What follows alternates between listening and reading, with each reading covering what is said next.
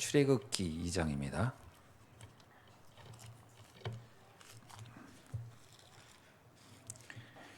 출애굽기 2장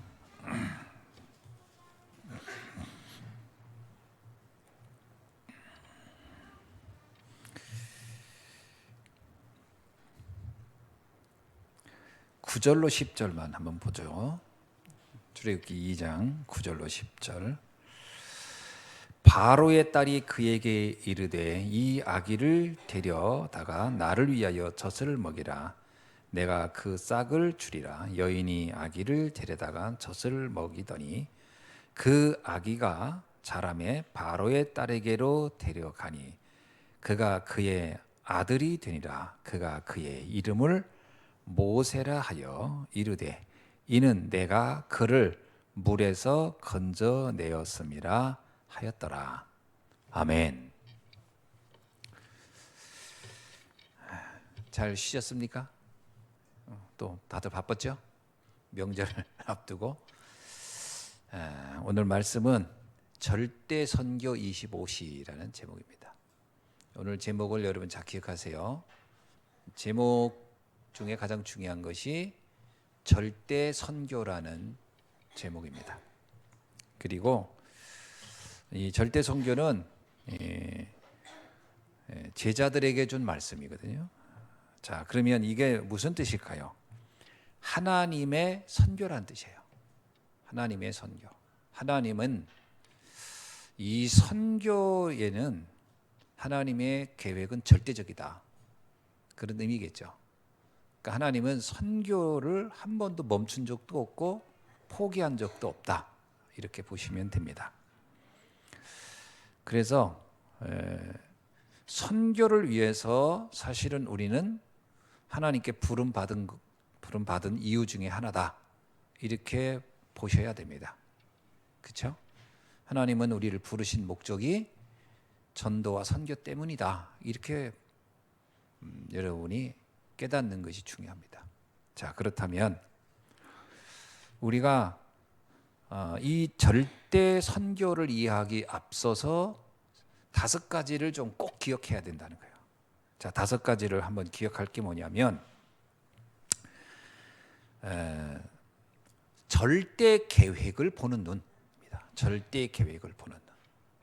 이건 뭐냐면 내가 일할 때 또 내가 어떤 직분을 감당할 때 꼭 기억할 게 있어요.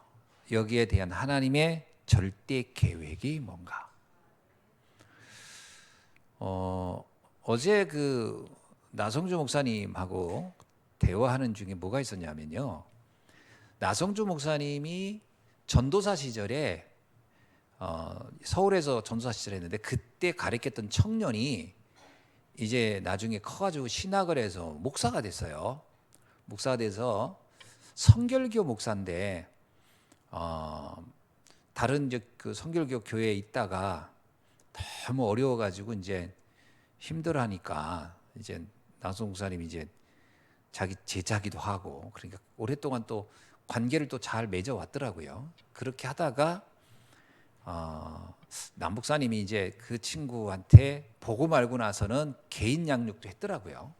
그러니까 성결교의 목사면서도 또 옛날에 그 자기의 전도사 시절에 제자기도 하니까 이제 성경 공부도 하고 다락방도 알리고 그렇게 해서 이 친구가 그래도 복음은 어느 정도 알고 있었던 거예요. 그런데 한 2년 전인가요? 굉장히 좀 뭐 어렵고 저렇고 하니까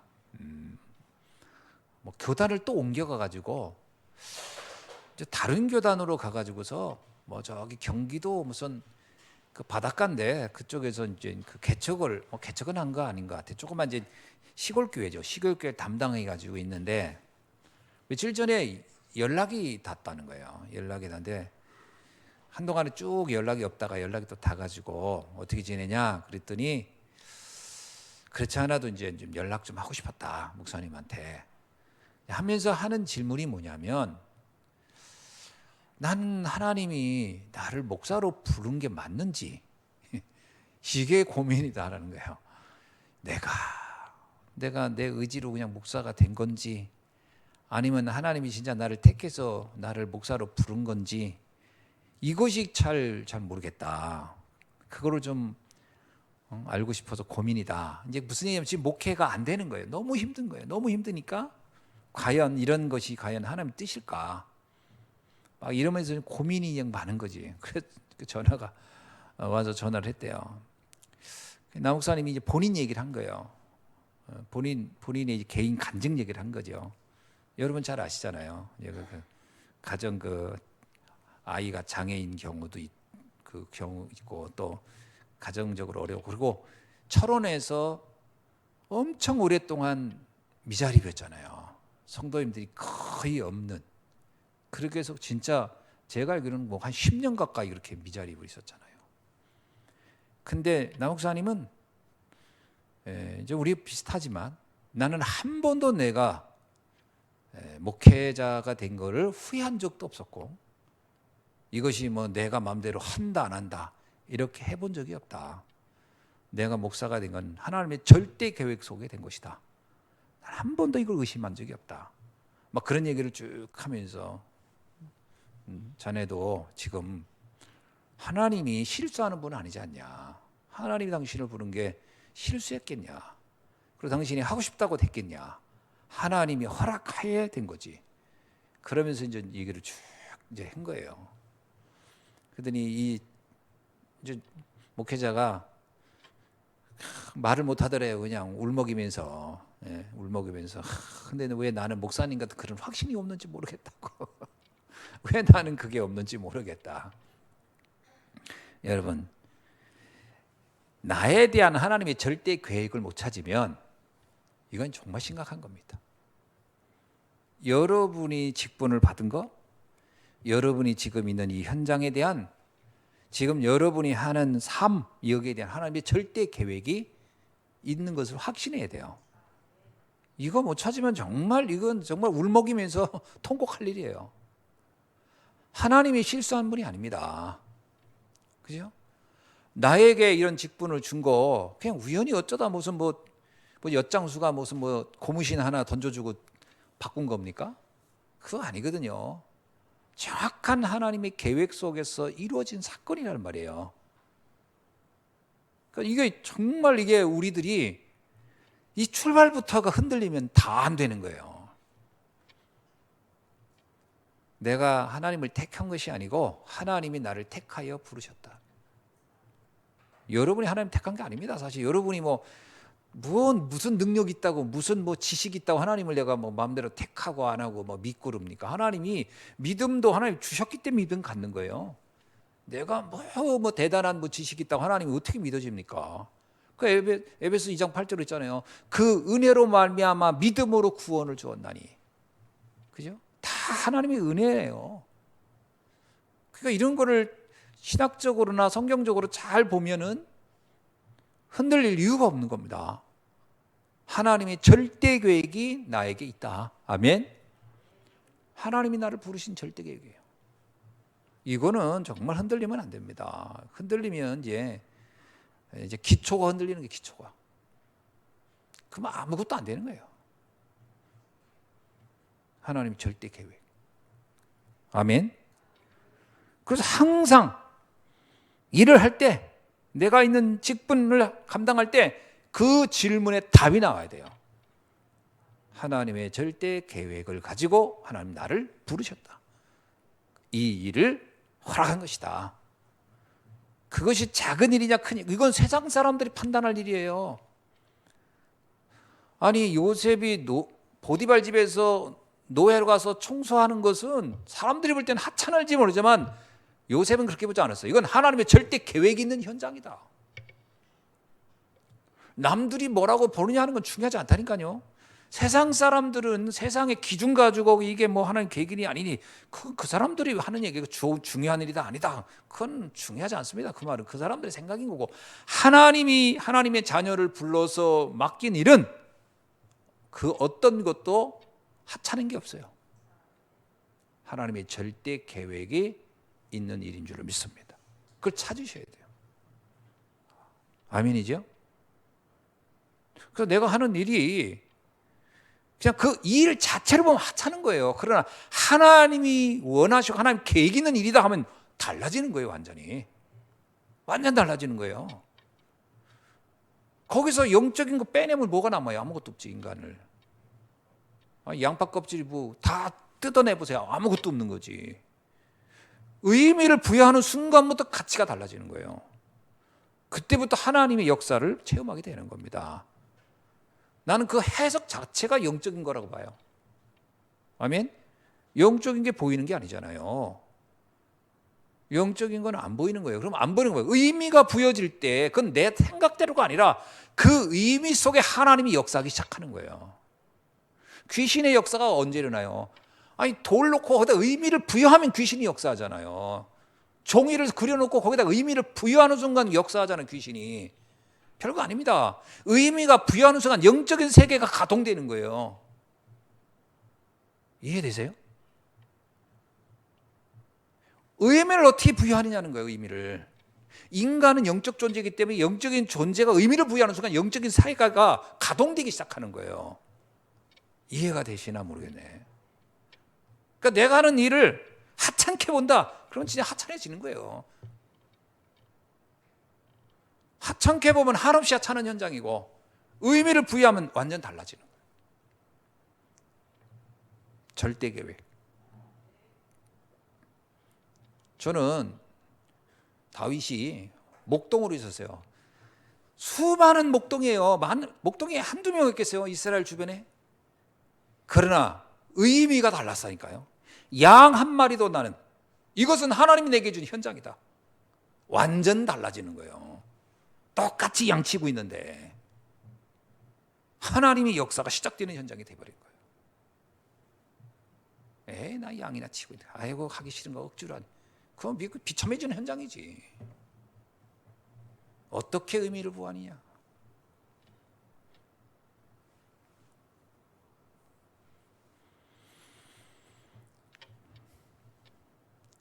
나 목사 맨날 그 얘기하는 거예요. 하나님이 왜 나를 철원에 있게 했냐.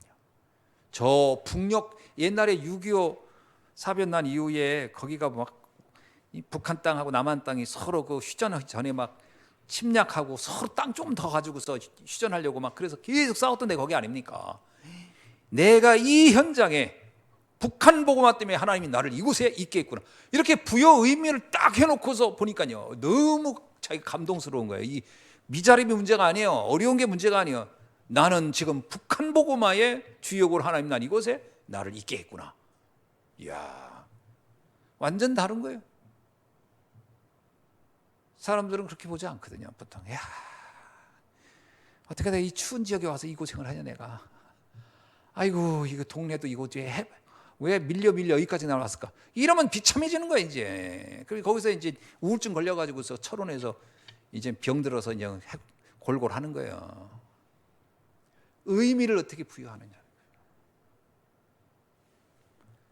참 저는 그런 부분들이 영적으로 확 깨지지 않으면 큰일 납니다. 옛날에는 그걸 이해 못 해가지고 내 시골이라서 여기는 뭐 가난한 사람들이 많아서 뭐 망하는 거지.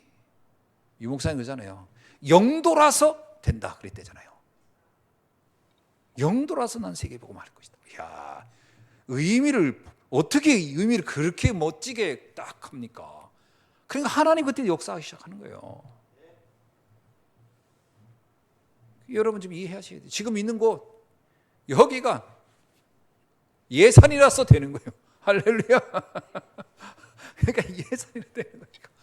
하나님이 절대 계획이 있는 현장이에요. 우리가. 그거 놓치면 큰일 나죠. 두 번째입니다. 절대 언약.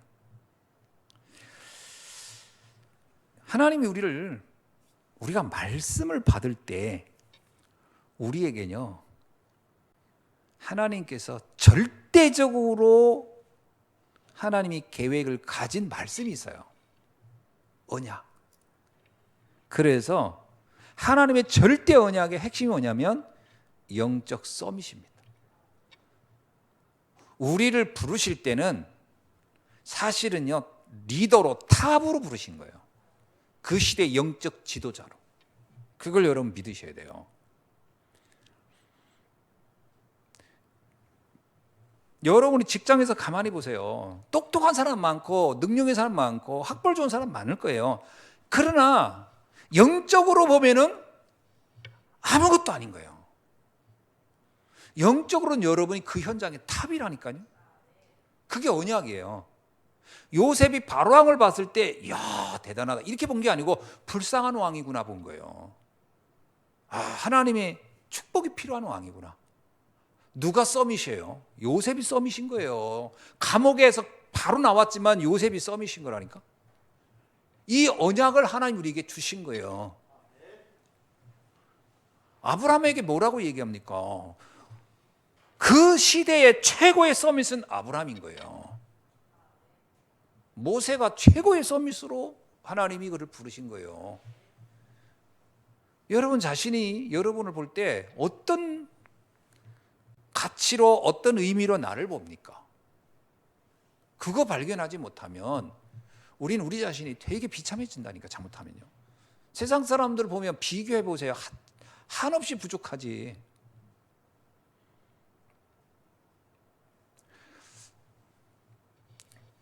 혹시 여러분 이렇게 생각합니까? 아, 보고 말았으면 뭐 실력도 탁월해지고 인격도 탁월해지고 막 그렇게 될 거라고 생각하세요? 그렇게 안 됩니다. 그거 착각이에요. 보고 만다고 해서 뭐 인격이 갑자기 막 빛나는 인격을 가지고 그렇게 되지 않다니까요. 그걸 기대하는 것 자체가 그 종교적이에요. 사람은 그렇지 않습니다. 보고 말아서도요 부족한 건 여전히 부족한 거예요. 하나님의 은혜로 사는 거예요.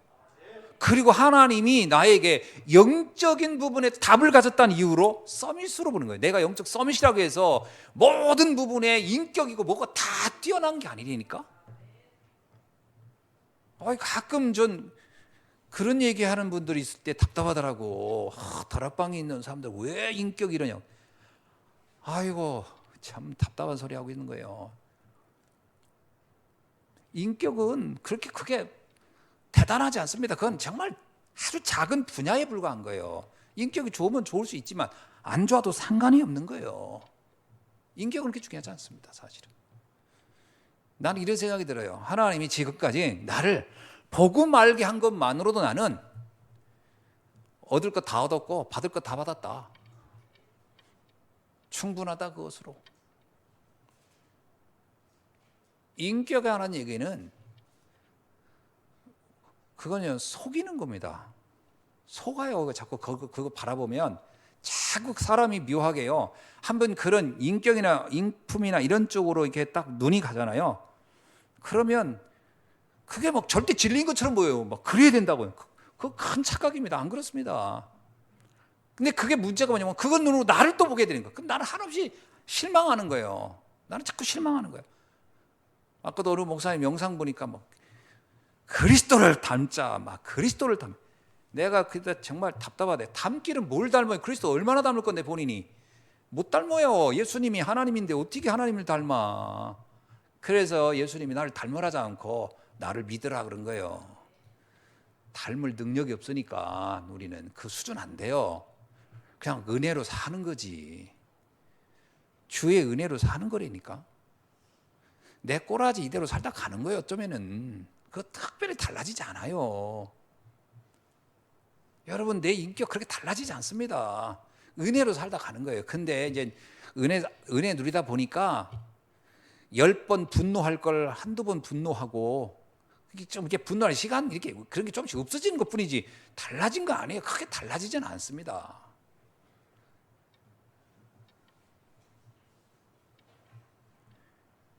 그러나 한 가지는 달라졌어요. 영적 서밋이에요. 서밋은 인격이 훌륭해서 서밋된 게 아니고 영적인 답을 알기 때문에 서밋이다. 이해되세요?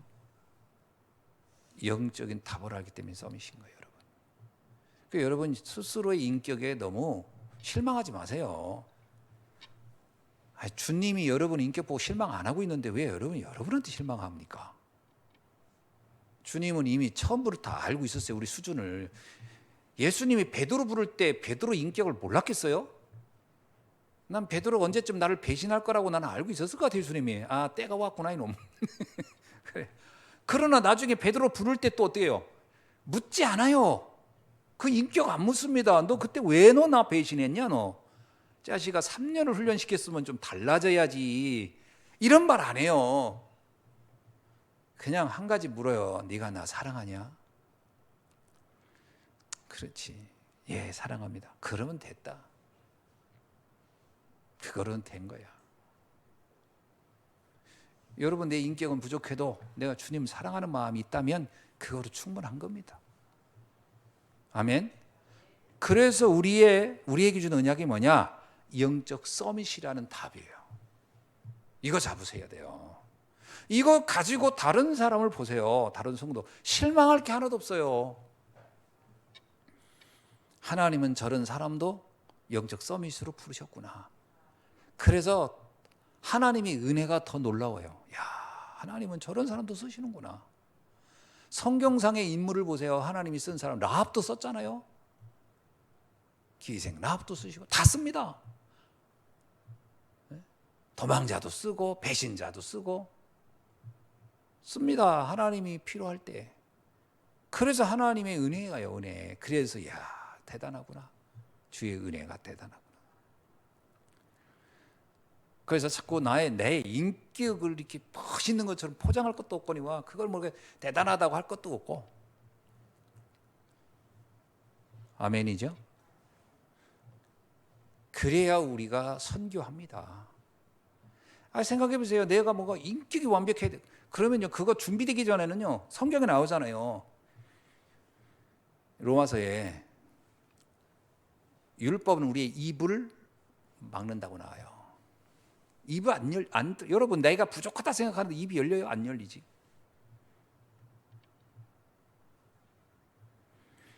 영적 서밋 하나님의 절대 언약입니다.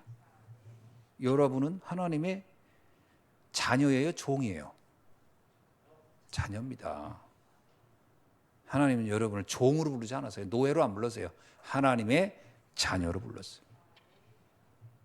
절대 언약. 세 번째, 절대 여정입니다. 하나님은 나의 모든 업, 산업, 이 모든 것을 통하여 하나님은 생명 살리는 데 쓰여지기를 원해요. 이게 하나님의 여정이에요. 우리가 살아가는 모든 일들 중에 하나의 계획이 있다니까. 그게 뭐냐? 생명 살리는 일을 위하여 그 일을 하라고 하는 거예요.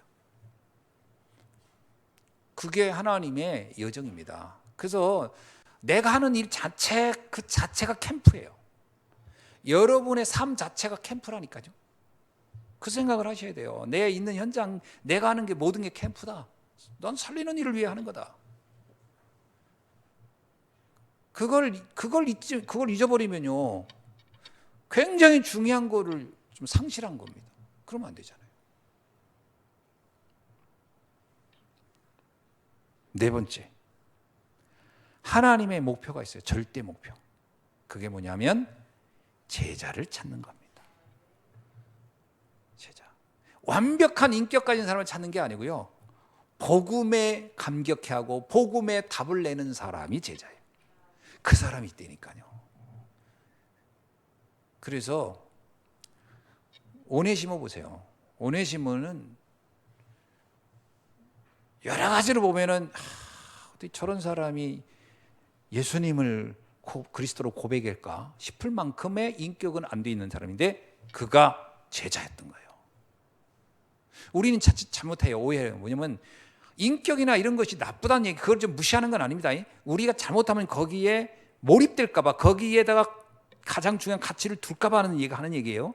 인격도 훌륭한데 제자도 있어요. 그런 사람도 있겠죠. 오바다 같은 사람은 제가 볼 때 그런 경우예요. 인격도 훌륭하면서도 실력도 있으면서도 제자도 있죠. 그러나 포인트는 뭐냐? 그의 인격이 아닌 거예요. 그의 실력이 아니에요. 제자지. 복음에 반응하는 제자예요. 우리는 자꾸 잘못하면 껍데기에 속는 거예요. 껍데기가 그럴듯하면 혹시 제자가 아닐까? 복음에 결론 내고 반응하고 복음에 감격해하는 사람이 있다. 그 사람을 찾는 거예요. 여러분 루디아 알죠? 루디아가 빌립보 교회의 제자였잖아요. 근데 나중에 뒤에 가보세요. 루디아하고 순두개하고 싸우잖아요. 둘이 그만 다퉈라. 바울이 얘기하는 그 장면이 나오잖아요. 유오디아와 순두개가 싸웠다고 나오잖아요. 인격 그냥 여자야 여자. 소리 질투도 하면서 서로 뭐도 하면서 그럴 수 있지. 상관없어요. 그럼 좀 덜 싸우면 되니까. 문제는 뭐냐면 그들이 제자였다는 거예요. 제자는 바뀌지 않아요. 그리스도를 사랑하고 복음에 답을 낸 사람들. 아멘. 그 제자가 우리의 목표라는 거죠. 그래서 여러분 잘 보셔야 돼요. 우리가 제자가 어디에 있을까? 복음에 반응한 사람입니다. 복음에 반응한. 다섯 번째, 절대 응답은 뭘까요? 절대 응답은 교회를 교회답게 만드는 겁니다. 사실은 이 교회는 다섯 가지를 교회라고 하잖아요. 사람과, 그러니까 구원받은 성도와 성도의 모임과 그들이 있는 장소와 그들이 있는 현장과 그들이 가야 할 천국. 그러면 엄밀하게 말하면 교회는 굉장히 총체적인 부분이죠. 여러 가지가 이렇게 연결되어 있는 거죠. 그러고 보면 우리가 교회를 성장 부흥시킨다는 말은 이 신앙 공동체, 믿음의 공동체들을 견고하게 세워가는 것이다라고 보면 되는 거죠. 그러니까 교회를 교회답게 해라고 하는 건 뭐예요? 그 공동체가 해야 할 미션이 있는 거예요. 개인의 미션도 있고 공동체의 미션도 있어요. 이걸 우리가 기억해야 돼요. 공동체의 미션이죠. 셋들 있는 교회는요, 그 공동체에 준 미션이에요. 다민족 사역 혼자도 할 수 있겠지만 교회 공동체에게 준 미션. 2375 천정조. 치유 사역 혼자도 할 수 있겠죠. 개인도 그 관심 가지고. 그러나 공동체에 준, 그 교회 공동체에 준 미션. 그리고 렘넌트를 서밋으로 키우는 그 일, 공동체에 준 서밋 미션이죠. 이게 우리들이 해야 할 절대 응답이다. 아멘이죠? 이 다섯 가지를 우리가 이해가 돼 있어야 돼요. 그 눈이 떠 있어야 돼요. 이거 굉장히 중요한 겁니다. 이 다섯 가지 눈이 제대로 안 떠지면은 신앙생활이 굉장히 협소해지거나 그 다음에 때로는 아주 그 편중되거나 이렇게 약간 왜곡될 수 있는 경우가 많다. 이 눈이 딱 떠져야 돼요.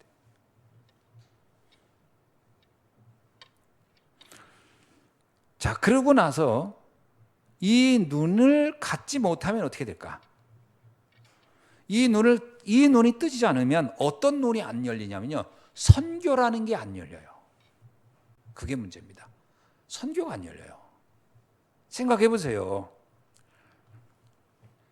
내가 하는 그 상황들의 속에서, 내 맡은 일들 속에서 하나님의 계획, 그 다음에 하나님이 나에 대한 영적 서밋이라는 그 답, 그리고 나의 업을 통해서 하실 하나님의 그 생명 살리는 여정, 그리고 제자를 찾으라는 목표, 그 다음에 교회 공동체에 주신 세 가지의 미션, 이런 것이 안 열리면 뭐에 눈이 안 떠지겠어요?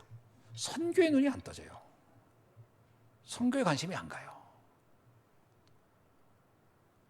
이 다섯 가지가 안 떠지면요, 굉장히 사람들이 어떤 그 부분적인 거, 협소한 데 몰입해서 그거 가지고 갈등한다니까요.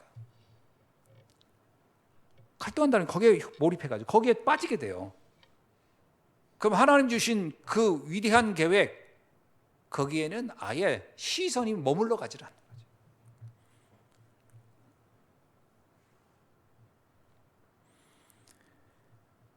그래서 예수님께서 40일 동안 감람산에서 40일 동안 하나님 나라의 일 할 때 그 하나님의 나라의 일 그것을 좀 푼다면 이 5가지 눈일 겁니다. 이 5가지를 총체적으로 딱 보는 눈이 열리면 하나님 나라의 일이 뭔지 아는 거죠. 그때 준 것이 사도행전 1장 8절인 거예요. 땅끝까지 이르러. 그런데도 불구하고 제자들이 그러잖아요. 이스라엘 나라가 언제쯤 회복되겠습니까? 그 뭐냐면 5가지의 눈에 대한 얘기를 했음에도 불구하고 오래 각인된 건 뭐냐면 결국 또 우리 민족 거기에 또 눈이 또 탁 가버리는 거예요. 그러니까 예수님이 거기에 신경 쓸 거 없다. 거기 신경 쓰지 마. 그 유목사님이 늘 하잖아요. 참 남 얘기하는 사람 좋아하는 사람 있죠. 누가 왔더니 누가 그러면 참 시간도 많다. 어쩜 저 사람은 이렇게 시간이 많을까? 그런 얘기 하잖아요. 남 얘기하면 안 됩니다. 그래서 그게 눈이 잘못 떠진 거예요. 지금 남 쳐다볼 때가 아니에요. 그 문제 누가 허물이었더니 졌더니 그거 볼 시간이 없어요. 지금 우리가 237 5천 종족 보기에도 지금 바빠요. 3단체는 지금 그 사람들은 그거 다 막 뛰어넘어가지고 뭐 어마어마한 걸 하고 있는데 우리는 지금 뭐 늘 소꿉장난하듯이 하고 있으면 안 된다 이 얘기예요. 이 눈을 딱 뜨자. 이거 안 되니까 하나님이 이스라엘 백성을 어떻게 했다고요? 강제로 선교를 하도록 밀어냈다는 거예요. 어디로요? 노예로. 그 얘기입니다.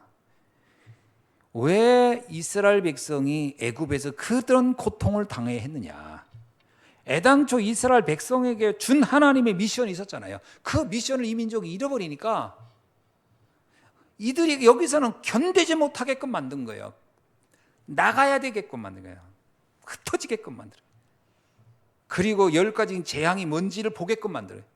그래서 이들을 거기서 빼버린 거예요. 선교를 모르면 선교를 보도록 만들었다 이 말이죠. 그래서 하나님이 결국은 이 모세를 이렇게 하기 전까지 어떤 식으로 선교를 이해시키려고 했느냐? 창세기 37장 1절로 11절에 보면요. 형들을 나오잖아요. 형들. 그 형들은 다 누구예요? 언약의 자손들이에요. 그 형들이 그냥 일개 가족을 얘기하는 게 아니에요. 아브라함, 이삭, 야곱, 요셉 할 때 그 가문에 흐르는 사람들이잖아요. 언약의 계보를 따는 사람. 근데 그 형들을 보세요. 영적인데 아무 관심 없어요. 그 얘기는 뭘 얘기할까요? 이렇게 영적인데 희미해지는 거예요. 그 흐름은 영적인데 그 자녀들은 아무 관심이 없는 거예요. 참 저는 그게 참 문제인 것 같아요. 부모는 막 복음을 얘기하는데 자녀들이 아무 관심이 없는 거예요. 심각한 거지. 근데 이게 단순히 한 개인을 얘기하는 게 이스라엘 전체가 무관심한 거예요. 이스라엘 전체가. 그 얘기합니다. 그래서 하나님이 안 되겠다 싶어서 이들을 다 애굽으로 다 가게끔 만들어버려요. 흉년 들게 해가지고.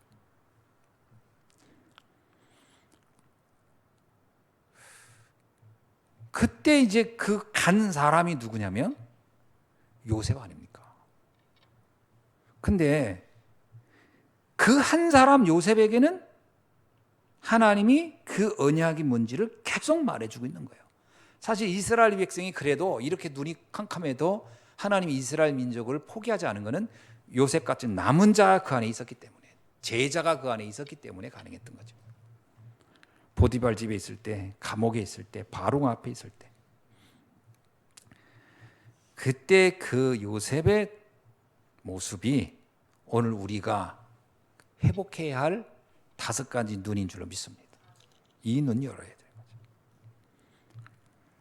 또 하나가 두 번째는 강제 훈련이죠. 40년 동안 계속 광야에서 훈련시키는 이야기가 나오잖아요. 이스라엘을 애굽에서 나오는 과정도 정말 그냥 쉽게 그냥 데리고 나오면 되는데 10가지 재앙을 다 겪고 하면서 정말 그야말로 구사일생으로 나오게 만들고, 또 광야길 40년도 정말 그냥 성경에 이렇게 나와요. 그들을 그냥 쉽게 그냥 가나안 땅으로 가게 할 수 있는 길도 있었지만 그렇게 하지 않았다라는 거예요. 어디 나오죠? 신명기 8장 1절로 3절에 나와요. 왜 그들을 광야 40년을 가게 했는지. 사실은 이 강제 훈련이라고 하는 이 부분이 굉장히 중요한 거예요. 이스라엘 백성을 훈련시키고 후대를 훈련시키고, 물론 신명기 6장 4절로 9절도 마찬가지지만, 근데 신명기 8장을 한번 읽어볼게요. 저는 이게 아주 많은 걸 생각하게 하는 거예요. 여러분 지금 겪고 있는 문제들을 한번 잘 생각해 보세요. 자, 신명기 8장 1절로 3절을 한번 읽어봅시다. 시작.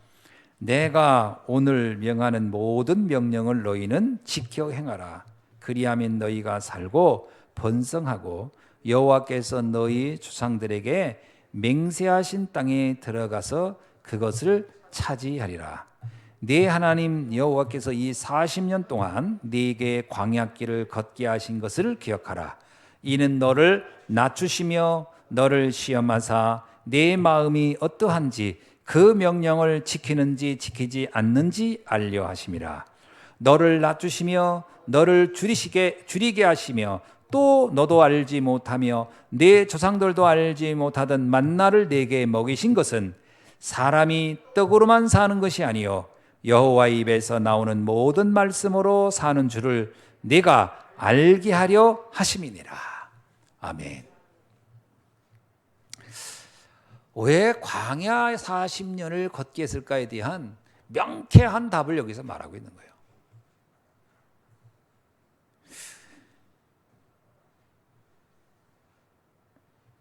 여기서 보면 이잖아요. 내가 오늘 명한 모든 명령을 너는 지켜 행하라.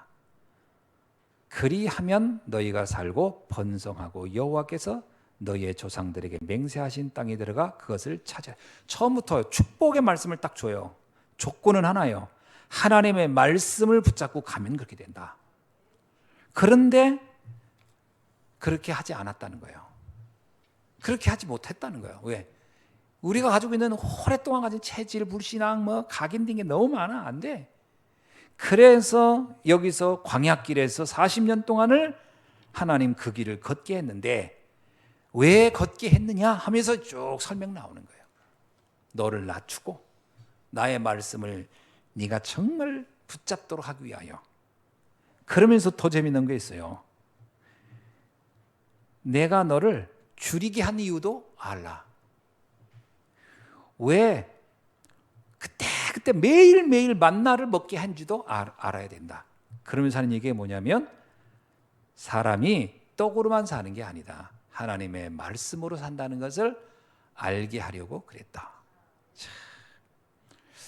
저는요, 이 말씀이 이런 의미를 전달 안 하고서 그냥 사람이 배고파 봐야 돼. 그래야 인생이 뭔지 알아. 가끔 우리 옛날에 제가 전도사 때 우리 아버님이 저한테 그러세요. 목사는 배고파야 돼. 아니, 전도사는 배고파야 돼. 그래야 하나님께 기도해. 근데 이런 말씀을 읽어가면서 했으면 내가 충분히 주여 아멘, 그러고 내가 굶는 거에 대해서 감사할 텐데, 이런 말씀을 안 해버리고 그냥 무조건 그러니까 나보고 자꾸 고생하라는 얘기인가, 이게 왜 이러실까, 의미를 이해 못 해가지고 그 아버님이 되게 원망스럽더라고. 지금 생각하니까 굉장히 성경적이었던 거예요. 무슨 말인지 아죠? 육신의 답을 내지 마, 육신의 인생의 목표를 두지 말고 영적인 비밀을 발견하라, 이런 의미죠. 영적인. 그게 우리가 선교를 나가는 눈 아닙니까? 자칫 잘못하면요, 왜 많은 분들이 이런 비밀들을 이해 못하면요, 우리는 선교를 오해해가지고 무슨 복지가 선교라고 생각할 수도 있거든. 그렇지 않습니다. 엄밀하게 말하면 영적 답을 주는 것이 목표죠. 그것을 내가 알고 가야죠. 내가 이미 그거에 대한 답을 가지고 있어야 그 답을 줄 거 아닙니까? 그래서 하나님은 이것을 이해 못한 이스라엘에게 이것을 깨닫도록 훈련을 시켰다. 그것이 노예가 된 것이기도 하고 그것이 광야길을 걷게 한 것이기도 하다. 그러나 목표는 뭐죠? 고생이 아닙니다.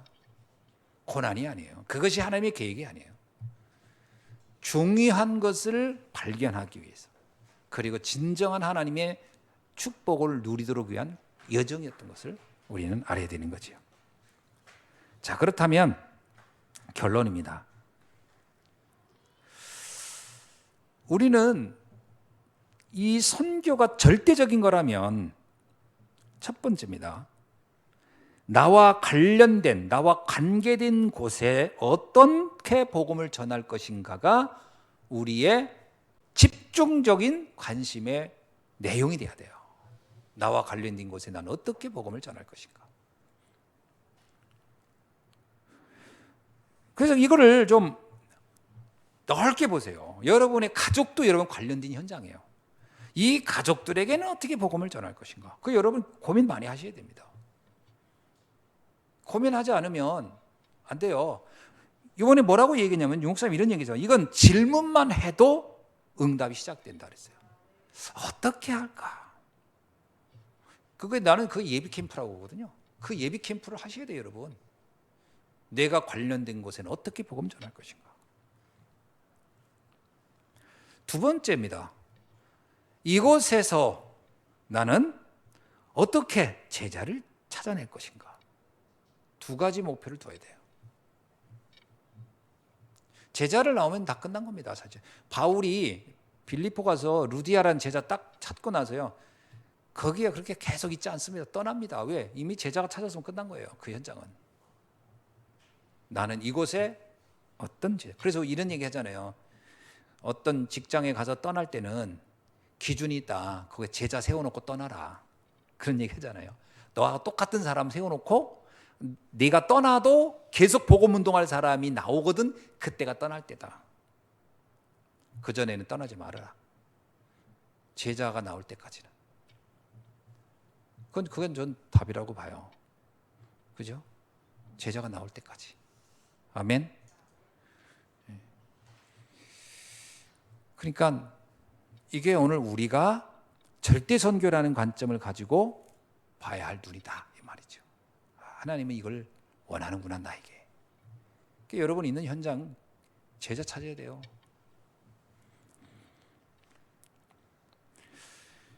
그러면 전 제자 찾으니까 떠날까요? 아니 그러지 말고 찾으니까 떠나지 말고 떠나게 되면 떠날 수 있지만 이제 내 관련된 또 다른 현장에 제자는 없을까?